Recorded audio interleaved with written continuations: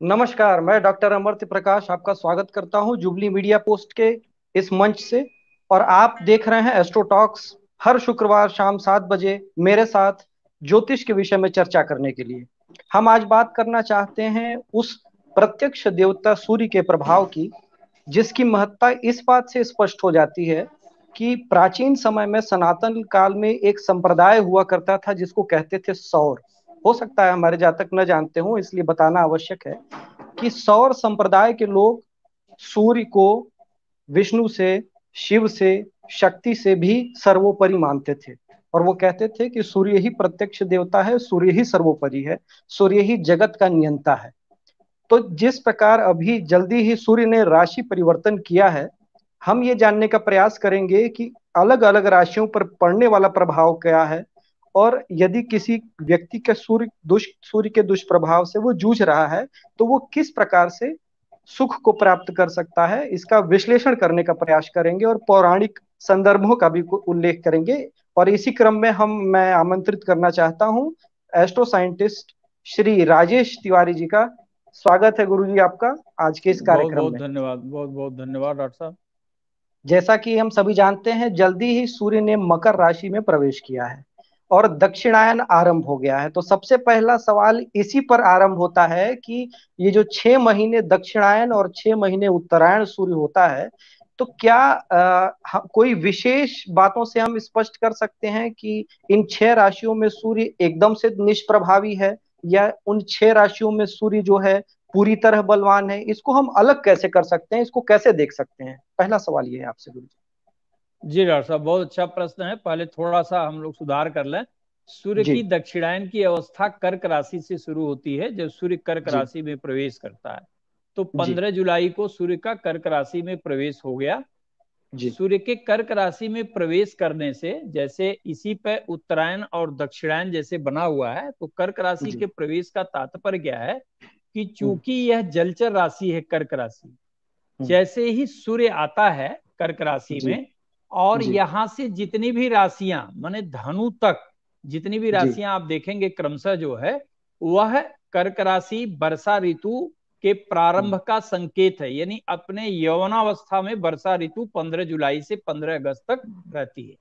जी। लेकिन चूंकि सूर्य का मौलिक जो स्वभाव है, जैसा आप डॉक्टर साहब बताए कि सूर्य को प्रत्यक्ष देवता कहा जाता है, उसका कारण क्या है कि जी। वास्तविकता में आज के परिवेश में भी अगर आप देखें तो सिर्फ सूर्य ही एक ऐसा ग्रह है या देवता है जिसे आप साक्षात नित्य देख सकते हैं, अनुभव कर सकते हैं। इसके प्रत्यक्ष प्रमाण आप देख सकते हैं। मैं मौलिक विषय पर आपके आता हूं जी। कि जैसे अगर हम वेदोक्त बात करें तो जी। चारों वेदों में हमारे जो है सबसे पहली जो पूजा बताई गई वह हम्म। अग्नि की ही पूजा से हम प्रारंभ करते हैं। अग्नि को ही प्रमुख देव मानते हैं और जी। अग्नि का मूल ही सूर्य है। और न जी। केवल ब्रह्मांड सूर्य से ही चलता है, अपितु पृथ्वी लोक पर संपूर्ण चराचर के प्राणवायु का जो संचरण होता है वो सूर्य ही जी। करता है। तो इसमें कहीं कोई दो राय नहीं है कि सूर्य समस्त जीवात्मा की प्राणवायु का मूल है और इसका मौलिक स्वभाव अग्नि तत्व का है। जैसे ही सूर्य कर्क राशि में प्रवेश करता है तो जी। सूर्य के तत्वगत असंतुलन पैदा होने के कारण हम इसे दक्षिणायन की अवस्था कहते हैं। जैसे कहते हैं। यह संक्रमण का समय है, आपके ऋतुगत परिवर्तन भी सूर्य पे ही आधारित है। आधारित। 15 जुलाई को सूर्य जैसे ही कर्क राशि में प्रवेश करता है, सूर्य के मौलिक स्वभाव के अनुरूप यह राशि नहीं होती है, जिसके हम्म। कारण प्रकृति में सूर्य हम्म। की निर्बलता स्पष्ट देखी जा सकती है कि यही सबसे ज्यादा वर्षा काल में संक्रमण, सबसे ज्यादा वायरस का होना, बीमारियों जी। का बढ़ जाना जी। सर्वाधिक इसी समय पाया जाता है। क्योंकि जो आपको आरोग्यता देता है सूर्य, वह निर्बला अवस्था की तरफ बढ़ना प्रारंभ कर देता है। और जैसे ही वर्षा ऋतु समाप्त होती है, पुनः शरद ऋतु का जब प्रारंभ होता है तो वहां सूर्य की अवस्था निहायत ही कमजोर हो जाती है। कुछ अच्छा। जो है उसमें उत्तरायण और दक्षिणायन की अवस्था को देवताओं हम्म। को भी और राक्षसों से भी लिया गया है कि जी। जैसे उत्तरायण की अवस्था को देव ऋतु कहा जाता है, दक्षिणायन की अवस्था को राक्षस ऋतु कहा जाता है। तो देवता और राक्षस का मतलब यहाँ परमात्मा से नहीं है, मनुष्य के अंदर की सात्विक गुणों को और आसुरी गुणों से लिया गया हुआ है। जैसे ही सूर्य कर्क राशि की तरफ बढ़ता है, व्यक्ति के अंदर आलस्य, प्रमाद, बीमारी, भोग इत्यादि की तरफ उसकी प्रवृत्तियां बढ़ने लगती हैं, जिसके कारण इसे आसुरी प्रवृत्ति का बढ़ना कहा जाता है। इसीलिए दक्षिणायन की अवस्था को हम राक्षसों का काल या ऋतु कहते हैं। इसीलिए शायद मुझे लगता है कि भीष्म पितामह ने प्राण त्याग करने के लिए सूर्य के उत्तरायण होने का प्रतीक्षा किया था, उन्होंने बिल्कुल इंतजार बिल्कुल, किया उन्होंने था ये वर मांगा था, कि बिल्कुल जी जी। बिल्कुल, एकदम सही कह रहे हैं आप। इसी क्रम में हम अब आगे बढ़ना चाहेंगे राशियों की, और नियमित रूप से चार चार राशियों को लेंगे। तो मैं आपसे पूछना चाहूंगा, मेष, वृष, मिथुन और कर्क राशि पर इसका क्या प्रभाव होगा? जी डॉक्टर साहब, देखिए पहले हम लोग प्रथम क्रम में जब मेष राशि लें, मेष जी राशि, वृष राशि, मिथुन राशि, कर्क राशि, तो सबसे जी। पहले यहाँ हम लोगों को ये समझने लेना होगा कि जैसे मेष राशि का उद्भव ही अग्नि है, अग्नि। वृष राशि का उद्भव अग्नि नहीं है, पृथ्वी तत्व है। मिथुन जी। राशि का जो उद्भव है वो वायु तत्व वायु है। तत्व। कर्क राशि का जो उद्भव है वो जल। जल तत्व है। तो ठीक। यहाँ पे मेष राशि में, जैसे मेष राशि के वे सभी जातक जिनकी मेष राशि है, सूर्य के दक्षिणायन की अवस्था निश्चित रूप से उनके लिए बहुत योगकारी नहीं होती नहीं। है। उनके अंदर की ऊर्जा का ह्रास होता है, क्षय हम्म होती है, उमंग की हम्म कमी होती है, आत्मविश्वास हम्म में कमी वो स्वच्छत प्रत्यक्ष रूप से वो अनुभव करेंगे। वृष हम्म राशि के लिए ये हम्म उत्तरायण की, दक्षिणायन की अवस्था, सूर्य का जो कर्क राशि का गमन है, ये हम्म बेहतर परिणाम उनके लिए प्रदान करता है, क्योंकि हम्म इसका मूल ही जो है वृष राशि का, वह हम्म पृथ्वी तत्व है। और सूर्य की हम्म निर्बलता वृष राशि हम्म। के जातकों को प्रमोट करती है। और अच्छा। जब आप गोचर की बात करेंगे तो राशि से जी। तृतीयस्थ सूर्य है, तो वृष अच्छा है। राशि के लिए ये हम्म परम हम्म। योगकारी है, परम जी योगकारी है। वृष जी। राशि के जातक जिनके रुके हुए कार्य हैं, वो निश्चित हम्म। 15 जुलाई से 15 अगस्त में वो प्रयास करके कर सकते हैं।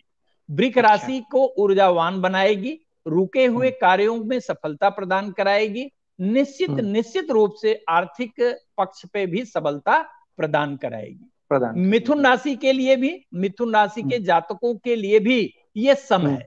द्वितीय भाव में हम्म सूर्य का पाया जाना गोचर में अच्छा हम्म नहीं माना जाता, लेकिन हम्म कुछ हम्म बातों के लिए, कुछ पक्ष के लिए ये बेहद हम्म अनुकूल है। पारिवारिक हम्म निश्चित रूप से थोड़ा सा पत्नी से, हम्म घर वालों में हल्का फुल्का हम्म मनमुटाव की स्थिति पैदा हो सकती है, लेकिन हम्म। आर्थिक दृष्टिकोण से निश्चित रूप से मिथुन राशि के लिए परम योगकारी सिद्ध होगा ये। लेकिन अच्छा। अगर आप कर्क राशि की बात करें, हम्म। जैसे आपने बात किया तो जी जी ये क्या कह रहे थे कि कर्क राशि पे, कर्क राशि जी छूटा, कर्क जी। राशि के लिए द्वितीयस्थ होगा। मिथुन राशि के हम्म तो पराक्रम भाव में जाके परम योगकारी होगा। कर्क हम्म राशि के लिए निश्चित रूप से ये थोड़ा ऊर्जा में शिथिलता प्रदान करेगा। निश्चित हम्म रूप से कर्क राशि में जाके शरीर हम्म में बीमारियों को बढ़ाने का काम करेगा। और इस हम्म कोरोना के संकट काल में कर्क राशि के लोगों को विशेष हम्म रूप से सावधानी रखने की सलाह भी दी जाएगी, क्योंकि हम्म सूर्य के निर्बल होने से उनके ऊपर हम्म प्रत्यक्ष प्रभाव जो है उनके ऊपर हम्म। ज्यादा पड़ेगा। तो अच्छा। तात्पर्य क्या है, मेष राशि के हम्म। लिए ये सुखद संकेत नहीं है, वृष सुखद। राशि के लिए योगकारी है, बढ़िया मिथुन है। राशि के लिए भी परम योगकारी है, कर्क हम्म राशि के लिए ठीक है, परंतु हम्म। स्वास्थ्य के लिए प्रतिकूल प्रभावकारी है। अच्छा, इसमें एक सवाल पूछा गया है गुरुजी कि जी ग्रहों को बलवान बनाना और ग्रहों को थोड़ा कमजोर बनाना, इसमें जप की क्या भूमिका है? जप करने से ग्रहों की शक्ति बढ़ जाती है या ग्रहों का बल कम होता है, उनका दुष्प्रभाव कम होता है? जप की क्या भूमिका है?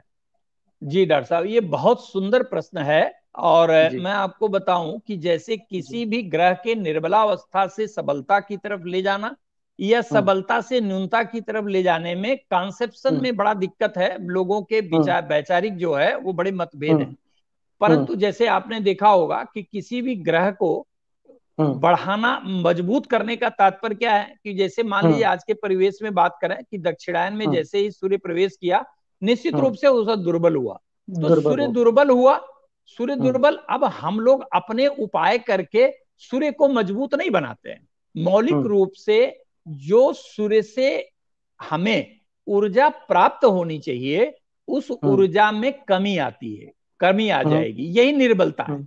ऐसा नहीं हम्म। है कि हर आदमी के लिए खराब है, जिसको हम्म। Minimum requirement of sun constituents है, he will hmm. Enjoy this period. ऐसा नहीं है कि सबके लिए खराब है। तो हम्म। मौलिकता पे अगर आप जाएंगे तो हम्म। जो आपका मंत्रोच्चार है वह हम्म। कलर थेरेपी, जेम हम्म। थेरेपी से हम्म। सर्वथा ही योगकारी होता है, क्योंकि हम्म। मंत्रोच्चार करने से ग्रह निर्बल और सबलता का हम्म। तात्पर्य नहीं होता है। हम्म। मंत्रोच्चार ही संसार की वह पहली विधि और आखिरी विधि है हम्म। जिससे सूर्य के द्वारा हम्म। जितने तत्व आपके शरीर को चाहिए, प्रगति हम्म। के लिए, आरोग्यता हम्म। के लिए, प्रसिद्धि हम्म। के लिए, धन के हम्म। लिए, वह हम्म। मंत्र ही एक ऐसा है जो हम्म। संतुलन की अवस्था प्रदान करता है। मंत्र हम्म। जो है वह जी। आपके शरीर को जितना चाहिए उतना ही हम्म। देगा, उससे हम्म। ज्यादा जो है न आपको मिलेगा और न उससे कम मिलेगा। अर्थात किसी भी व्यक्ति को अगर सूर्य से हम्म। हम्म। संबंधित, निर्बलता से संबंधित कष्ट है, या हम्म। अत्यधिक हम्म। मारक बन के या प्रतिकूल ग्रह की अवस्था में सूर्य है अगर, तो हम्म। मंत्र ही एक ऐसी विधि है जिससे जी। अगर वह निर्बल है तो हम्म। सबलता प्रदान की जा सकती है, और यदि हम्म। मारक होके वह अत्यंत प्रबल है तो निश्चित हम्म। रूप से उसके अत्यधिक मारकता में न्यूनता पैदा की जा सकती है। अर्थात संतुलन की अवस्था हर हाल में मंत्र के द्वारा हम लोग स्थापित कर सकते हैं। तो बहुत मंत्र अच्छी बात। सर्वदा ही सर्वश्रेष्ठ है। बहुत ही अच्छा उपाय है कि अगर असंतुलन की स्थिति है जिसमें मारकता भी हो सकती है या कमी भी हो सकती है, हाँ, दुर्बलता भी हो बिल्कुल सकती है, तो वो बिल्कुल। संतुलित हो जाएगा। जी हम आगे बिल्कुल। बढ़ते हैं गुरुजी, और सिंह, कन्या, तुला और वृश्चिक राशि की बात करते हैं। कैसा होगा इनके जी, लिए सूर्य के इस गोचर का प्रभाव? सिंह राशि के लिए सबसे पहले हम लोग सिंह राशि देखें, तो सिंह जी। राशि का तो मूल संतुलन ही जो है मालिक ही सूर्य है। तो जाहिर सी जी। बात है कि राशि से सूर्य का 12 में पाया जाना ये ठीक विवाद है। की स्थिति पैदा करता है, शरीर को जी। निर्बलता प्रदान कर सकता है। और मैं जी। पुनः सिंह राशि के जातकों से ये निवेदन करूंगा कि जी। चूंकि आपका राशि का अधिपति ग्रह सूर्य निर्बला जी। अवस्था की तरफ बढ़ रहा है, अतएव जी। निश्चित रूप से संक्रमण से होने वाले प्रत्येक रोग से आप सावधान रहें, और यदि संभव हो पाए तो नियमित हम्म। रूप से सूर्य को जल दें और आदित्य हृदय स्रोत का निश्चित पाठ करें। और कम से कम हम्म। जब तक कोरोना का संक्रमण काल है तब तक ये जी। निश्चित रूप से आपको सलाह दी जाएगी। मैं कन्या बीच राशि। में जी जी जी गुरु जी, मैं जी बीच में जी आपको जी। क्षमा चाहता हूँ बोलने के लिए। जब आदित्य हृदय हम्म, की बात आती है तो उसमें दो प्रश्न उठते हैं कि एक जी आदित्य हृदय वाल्मीकि रामायण में वर्णित है और एक जी आदित्य हृदय कृष्ण यजुर्वेद में वर्णित है। तो जी जी जी दोनों में से किसको प्रायिकता दी जाए, क्योंकि एक बहुत लंबा है और एक थोड़ा मध्यम है जो सबके लिए सुलभ जी। डॉक्टर साहब बहुत अच्छा। है? इसमें मौलिक रूप से देखिए, दोनों जी। ही जो है वो अपने जी। अपने स्थान रखते हैं, कौन श्रेष्ठ है ये कहना ठीक नहीं है। ये जी। जातक के ऊपर है, जो बहुत बड़ा नहीं पढ़ सकता है उसे जी। सर्वदा ही अगस्त के द्वारा जो मर्यादा वाल पुरुषोत्तम रामचंद्र जी को सुनाया जी। गया था, अगस्त हम्म। ऋषि ने सुनाया था उनकी रक्षा के लिए, उसका जी। प्रारंभ होता है ततो युद्ध परिश्रांतम समरे चिंत्या समरे स्थितम। चिंत्या ये स्थितम रावणम जी, चाग्रतो रावणम दृष्ट्वा जागृति, युद्धाय। जी जी जी जी। जी। जी। इसी का पाठ सर्वथा ही कल्याणकारी परिणाम प्रदान करने वाला कहा जाता है। आसान है, सहजता जी। पूर्वक कर सकते हैं। बड़े जी। नियम से भी अगर पढ़ें तो 4 मिनट से ज्यादा इसमें नहीं लगेगा। पूरे नहीं भाव से लगेगा। आप पढ़ सकते हैं और निश्चित जी। रूप से सूर्य की निर्बलता को संतुलन प्रदान कर सकते हैं। जी, हम आते हैं कन्या राशि पे जी। आगे गुरु जी, जी। कन्या राशि। जी। कन्या जी। राशि पृथ्वी तत्व प्रधान राशि है, और सूर्य का जली तत्व में प्रवेश कर जाना कन्या हम्म। राशि के लिए परम योगकारी है। कन्या हम्म। राशि से एकादश भाव में सूर्य का पाया जाना अपने आप में ही परम सौभाग्य का जो है वह सूचक है। जी। इसलिए हम्म। कन्या राशि के जातकों का चातुर्दिक विकास होगा, चाहे वो धन का फ्रंट हो, चाहे वो जी। उनके अपने डेवलपमेंट का फ्रंट हो, चाहे हेल्थ का हम्म। फ्रंट हो, हर तरफ हम्म। से उनको लाभ की पूरी पूरी संभावना कही जाएगी। तुला राशि। तुला जी। राशि के लिए भी सूर्य का ये आगमन जो है वो हम्म। निश्चित रूप से उनके कार्यों में प्रगति प्रदान करने हम्म। वाला कहा जाएगा। लंबे समय से यदि कहीं भूमि के कोई मामले उनके अटके हैं या भूमि पे निर्माण के मामले लटके हों, तो उनको निश्चित रूप से इस समय सफलता मिलनी ही मिलनी है। सूर्य उनके लिए भी योगकारी कहा जाएगा। वृश्चिक राशि पे जैसे ही आप आएंगे तो वृश्चिक राशि के लिए भी सूर्य, देखिए पुनः यह राशिफल जब भी आपको डॉक्टर साहब देखना है तो वृश्चिक राशि देखें कि वृश्चिक राशि क्या है, ये भी जलीय राशि है और सूर्य का जलचर राशि में प्रवेश कर जाना ये एक सुखद संकेत वृश्चिक राशि के लिए भी बेहतर कहा जाएगा। वृश्चिक राशि के जातकों के लिए भी यह न केवल मानसिक रूप से, शारीरिक रूप से, आर्थिक रूप से समग्रता में जो है वो लाभ देने वाला कहा जाएगा, अपितु निश्चित रूप से उनके लिए यह योगकारी परिणाम प्रदान करने वाला कहा जाएगा। जी। तत्कालीन 2 सवाल हैं गुरुजी, जिनको बारी बारी में या एक साथ में पूछना चाहूंगा कि पहली बात तो तत्कालीन स्थिति में जो कोरोना काल है उस पे इस गोचर का क्या प्रभाव पड़ना है, और दूसरा जो हमारे सदी के महानायक हैं श्री अमिताभ बच्चन जी, उनके स्वास्थ्य पर इस गोचर का क्या प्रभाव पड़ना है। ये 2 सवाल हैं जो मैं जानना चाहता हूँ। तो राशि पहले हम पूरा कर दें या पहले अभी बता दें, जैसा आप आदेश करें। पहले इसी सवाल को लेते हैं, फिर बची हुई राशियों पर चलते हैं। जी चलिए ठीक है डॉक्टर साहब, पहले हम लोग सूर्य के कर्क राशि के संक्रमण का, अगर हम राष्ट्रीय स्तर पर या भारत पे बात करें तो आप जानते होंगे कि भारत का जन्मांक वृष लग्न का है और 15 अगस्त 1947 को जब भारत आजाद हुआ उस समय चंद्रमा नामक ग्रह कर्क राशि में था। तो जैसा अभी हमने आपको बताया कि कर्क राशि के लिए निश्चित रूप से ये जलचर राशि है और सूर्य का द्वितीय भाव में आना ये सुखद संकेत नहीं है पारिवारिक दृष्टिकोण से। तो एक राष्ट्र के लिए परिवार उसके सिटीजन है, उसके नागरिक हैं, तो निश्चित रूप से सूर्य का कर्क राशि में जाना, जैसे जैसे सूर्य कर्क राशि में गति बढ़ाता जाएगा अर्थात वह कर्क राशि में संक्रमण करता जाएगा, वैसे वैसे सूर्य निर्बल होता जाएगा। और सूर्य की निर्बलता, जैसा हम लोग पहले डिस्कस किए कि सूर्य ही प्रत्येक जीवात्मा का प्राण है और जब आपके शरीर में आग्नेयता अर्थात ऊर्जा क्षय होगी तो निश्चित रूप से विकार बढ़ेंगे। अर्थात 15 जुलाई से 15 अगस्त के भीतर कोरोना नामक जो संकट है ये बहुत ही बढ़ने की गुंजाइश है। मतलब उसको कहना भी जो है वो बहुत अच्छा नहीं लगता, मेरा ये उद्देश्य नहीं है कि कोई पैनिक हो, लेकिन फिर भी अगर हम ज्योतिषीय बात करें तो निश्चित रूप से यह रोग को बढ़ाने वाला समय कहा जाएगा। न्यूनता बिल्कुल नहीं मिलनी है, अभी यह रोग संक्रमण बढ़ेगा, ये कह सकते हैं। दूसरा जो आपका प्रश्न है अमिताभ बच्चन को लेके, तो अमिताभ बच्चन के जो बर्थ चार्ट हैं, जो डाटा हैं, उसके हिसाब से अमिताभ बच्चन जी का जो है वो कुंभ लग्न है। कुंभ लग्न में सूर्य वैसे ही मारक है, ठीक है, तो सूर्य का निर्बल पाया जाना उनके लिए सुखद संकेत है।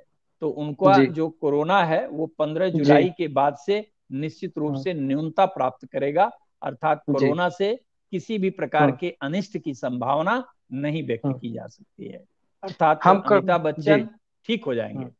जी, और हम कड़ियों को भी अगर जोड़ें, जी, और कड़ियों को भी अगर हम लोग जोड़ के देखें गुरुजी, तो जो वैक्सीनेशन का ट्रायल मतलब लोगों पर होना है उसकी भी तिथि निर्धारित की गई है 15 से 16 अगस्त, और वही वो समय है जब कर्क राशि से सूर्य जो है सिंह राशि में उन्मुख हो रहा प्रवेश करेगा। जी प्रवेश कर रहा है। तो कड़ियां अगर मिलाएं तो एकदम ये सही बैठता है। हम आगे बढ़ते हैं। बैठेगा डॉक्टर साहब, भारतीय ज्योतिष जो है इसकी दिव्यता ही ऐसी है। अब चूंकि परिवेश ऐसा हो गया, नहीं तो यदि भारतीय ज्योतिष को वास्तविकता में हम इसको प्रयोग करें तो ये प्रत्येक जीवात्मा के लिए अत्यंत कल्याणकारी परिणाम प्रदान करने में सक्षम। जी, और प्रतीक्षा कर रहे हैं हमारे और लोग। जी बोलिए जी। ये तो हम लोग धनु राशि की बात करते हैं। जी, पहले इसको समाप्त करते हैं। धनु राशि के जातकों के लिए सूर्य का 9वें भाव में पाया जाना यह मिश्रित परिणाम प्रदान कराने वाला कहा जाएगा।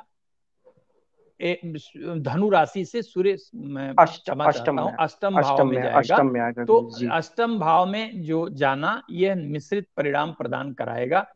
राशि से भाग्याधिपति का 12वें पाए जाना यह उनके मार्ग का अवरोध पैदा करने वाला कहा जाएगा।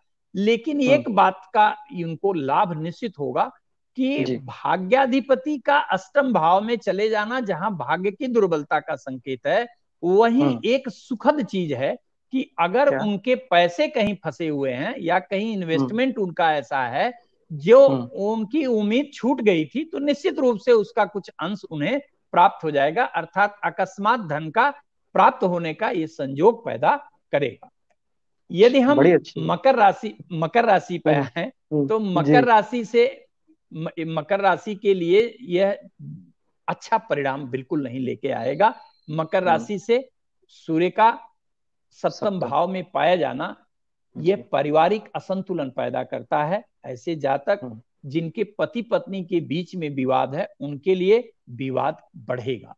व्यवसायिक चलता हुआ काम रुकेगा। आर्थिक रूप से हम्म। नकारात्मकता का प्रत्यक्ष उन्हें अनुभव होगा। निश्चित रूप से ऐसे मकर राशि के जातकों को जी।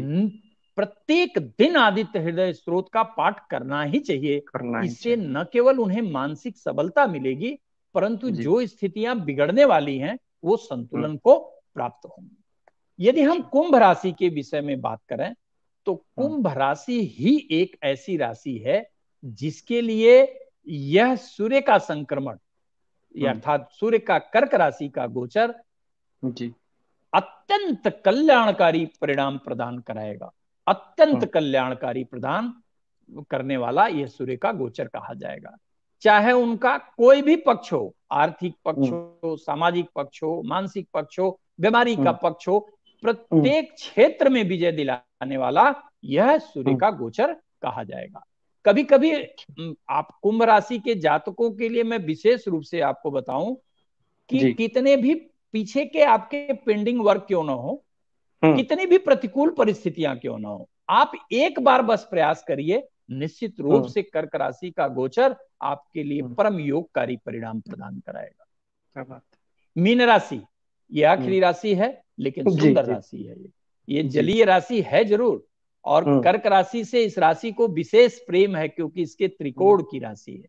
जी। लेकिन समस्या यहाँ पे सिर्फ एक ही पैदा होती है। कर्क राशि, ये व्यवहारिक अनुभव में ये देखा जाता हम्म। है कि जी। मीन राशि के जातक हम्म। जैसे ही कर्क राशि में सूर्य जाता है, ये हम्म। अपने टेम्परामेंट पर कंट्रोल नहीं कर पाते, और हम्म। टेम्परामेंट पर कंट्रोल न कर पाने के कारण ये अपना बहुत सारा कार्य बिगाड़ लेते हैं।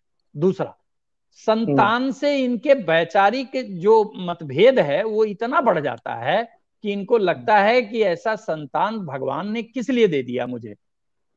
ये एक अच्छा। नकारात्मकता बहुत बड़ी है, परंतु अच्छा। सामान्य रूप से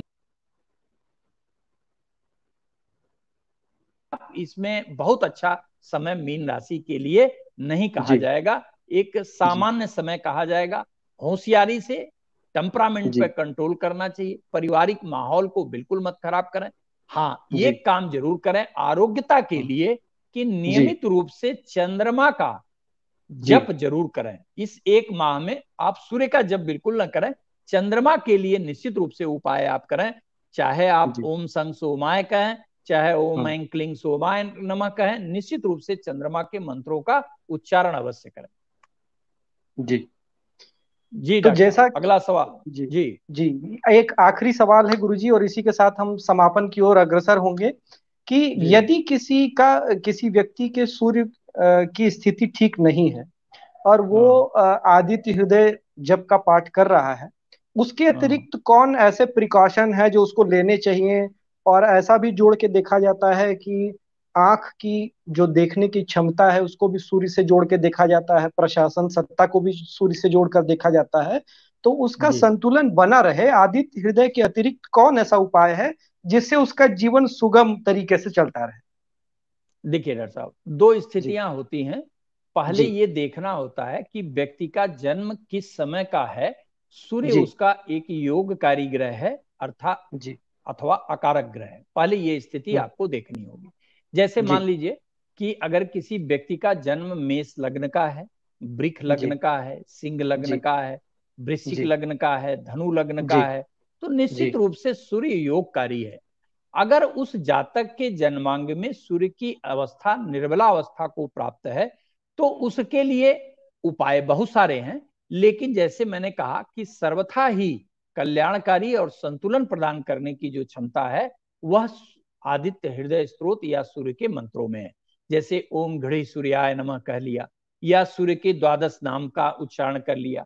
इसके अतिरिक्त ये माणिक्य धारण कर लेना, ठीक, रविवार के दिन तांबे के पदार्थों का, बर्तन का दान दे देना, ठीक है, जी गुड़ जी का चना गाय को खिला देना। ऐसे जी बहुत सारे उपाय हैं, लेकिन जी यदि वैज्ञानिक परिदृश्य में इस बात पे हम विचार करें कि जी जिसका योगकारी है और सूर्य अगर उसका निर्बल है, तो जी हमेशा उसके शरीर को सूर्य से संबंधित ऊर्जाओं की आवश्यकता होती है। तो जी प्रत्यक्ष रूप से माणिक्य और आदित्य हृदय स्त्रोत का पाठ, जी ये दो जी कल्याणकारी परिणाम प्रदान करने वाले कहे जाएंगे। कहे जाएंगे।